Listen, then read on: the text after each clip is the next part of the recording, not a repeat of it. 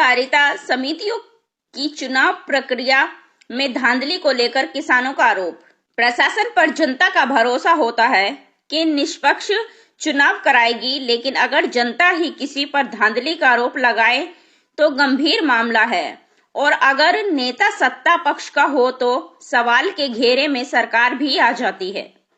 जैसे कि आपको मालूम हो कि सहकारिता समितियों की चुनाव प्रक्रियाएं शुरू हो चुकी हैं। अमरोहा में किसान सेवा सहकारी समिति पर नामांकन पत्र दाखिल करने की प्रक्रिया में अनियमितताओं को देखते हुए नामांकन कर रहे लोगों ने सहकारिता कर्मियों पर लगाया सत्ता के दबाव में काम करने का आरोप। ताजा मामला अमरोहा के किसान सहकारी समिति पलोला मुजाहिदपुर सेंटर का है, जहां पूरे सेंटर में 9 अध्यक्ष का चयन होता है। सरकारी समिति के नियम अनुसार एक गांव से एक अध्यक्ष का चयन होता है और इसमें किसान जो समिति के मेंबर हो वही वोट डाल सकते हैं, और वह पहले से समिति के मेंबर चले आ रहे हैं,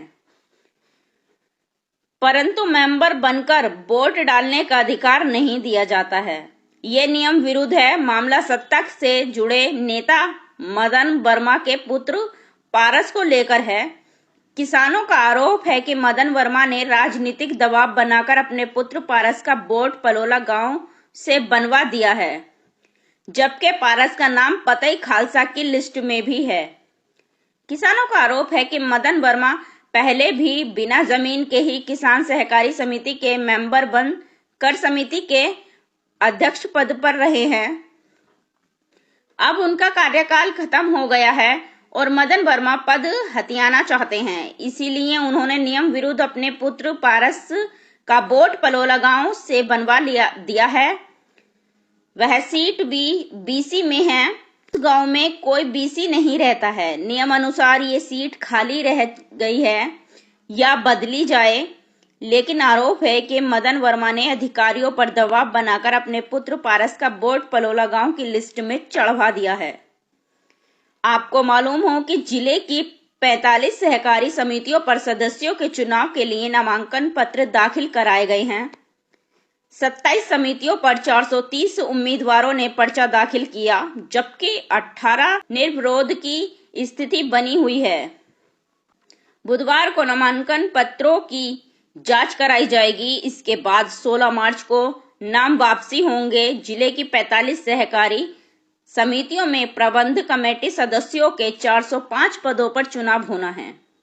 इसके लिए मंगलवार को नामांकन पत्र दाखिल कराए गए हैं। एआर को ऑपरेटिव दीपक थरेजा ने बताया कि सन 2028 में हुए चुनाव से समितियों में गठित बोर्ड 30 जनवरी को भंग हो चुका है। बताया कि सहकारी समिति चुनाव की नामांकन शांतिपूर्ण संपन्न हुई है। किसी भी समिति से कोई शिकायत प्राप्त नहीं हुई है। 18 समितियों में सदस्यों के निर्वाचन की निर्विरोध की स्थिति बनी है, जबकि 27 समितियों में सदस्य पदों के लिए 430 नामांकन प्राप्त हुए हैं। बुधवार को सभी नामांकन पत्रों की जांच कराई जाएगी। 16 मार्च को नाम वापसी होंगे। 18 मार्च को सदस्य और 19 को सभापति और उपा सभापति के लिए मतदान किया जाएगा। मेरा नाम अजयपाल सिंह। क्या मामला है यहाँ पर जो आप आज हमारे यहाँ जो सहकारी समिति के चुनाव पूरे प्रदेश में चल रहे हैं, वही हमारी समिति लगती है पलोला मुजाहिदपुर। यहाँ से चुनाव जो कैंडिडेट लड़ेंगे, हमारे इसमें वार्ड में 9, हमारी समिति में 9 वार्ड है, उनके आज नामांकन होने हैं। तो मेरे पिताजी भी श्री अमरपाल सिंह, यहाँ हमारा गाँव पड़ता है नेड़ा राजपुर, वहाँ से समिति के डायरेक्टर के लिए उम्मीदवार हैं। और हमारे गाँव में कोई चुनाव नहीं हो रहा है। हमारे संपूर्ण गांव ने उनको निर्विरोध जो है चुनने का फैसला किया है, क्योंकि हम लोग नहीं चाहते कि छोटी छोटी बातों में विवाद और चुनाव जैसी चीज़ें होनी चाहिए। लेकिन हमें एक शिकायत है कि यहाँ पर जब जो भी चुनाव होना है समिति का, वो निष्पक्ष होना चाहिए, वो ना किसी सत्ता के दबाव में ना। वैसे मैं भी भारतीय जनता पार्टी किसान मोर्चा में मंडल का महामंत्री हूँ, डिडौली मंडल से, अजय सिंह चौहान। दूसरा एक चीज़ और कि जो यहाँ पे जो असल समस्या क्या है, किस बात की समस्या ये है कि हमारे कहने का मतलब है जो आदमी जिस गांव का रहने वाला है वो उसी बार से चुनाव लड़े।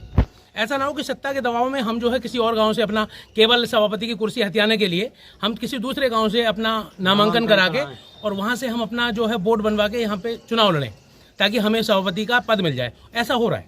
आप पे कोई प्रूफ है? हमारे पास प्रूफ है कि जो हमारे चुनाव अधिकारी कल यहाँ पर आए थे मनोज जी, तो उन्होंने सही काम किया। जो गलत बोर्ड बना हुआ था किसी का, पलोला गांव से एक यहाँ का पति खालसा का रहने वाला व्यक्ति है, उसका पलोला गांव से बोर्ड बना हुआ था, तो उन्होंने उसको काट दिया अपनी रिपोर्ट लगा करके। लेकिन सत्ता के दबाव में जो विपक्षीगण हैं, उन्होंने, हालांकि वो भी भाजपा के लोग ही हैं, उन्होंने सत्ता का दबाव बना करके मनोज जी का हाथों हाथ स्थानांतर कराया और उनकी जगह दूसरा चुनाव अधिकारी बुलाया, जिसने वो नाम गलत तरीके से दोबारा उसमें जोड़ दिया। अभी लोग आए नहीं है, हम उनसे बात करेंगे और बात करके अपनी समस्या रखेंगे। ये कितने दिन पहले हुआ है ऐसा?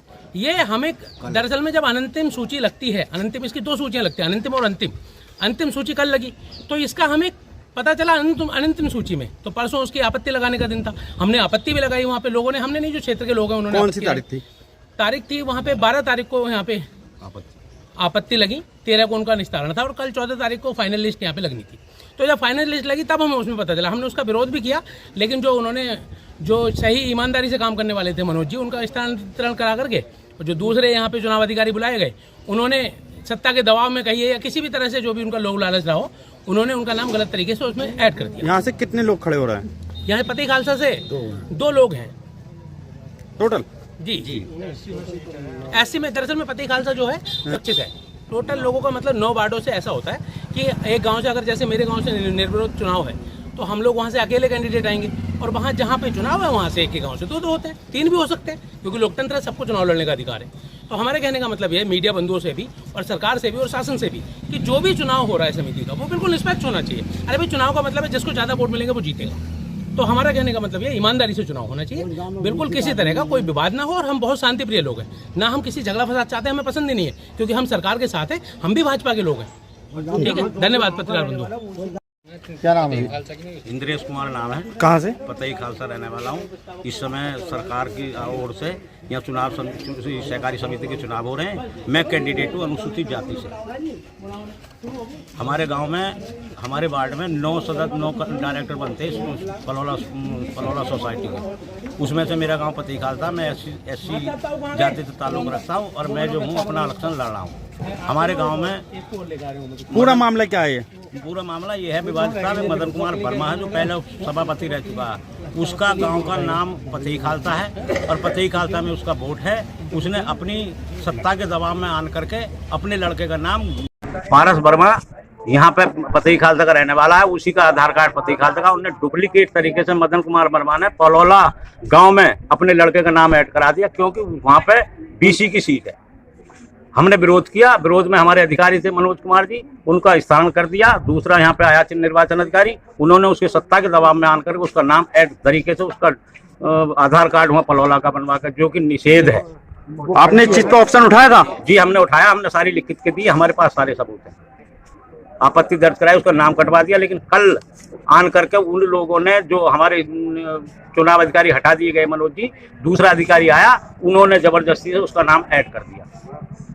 मेरा नाम मलखान सिंह सैनी है जी, ग्राम पतई खालसा का रहने वाला हूँ और यहाँ नौगांव के कैंडिडेट होते हैं, सहकारी समिति का चुनाव है, इसलिए यहाँ पे हम लोग उपस्थित हैं और हम चाहते हैं कि निष्पक्ष चुनाव हो। और यहाँ पे जो गड़बड़ी चल रही है तो मदन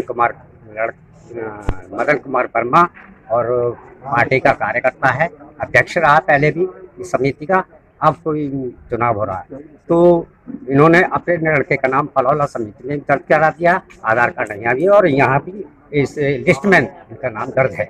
आपने कहा उसका आधार कार्ड 2 तरफ का है, वो दोनों चीजें हैं? एक है। पलोला वाली भी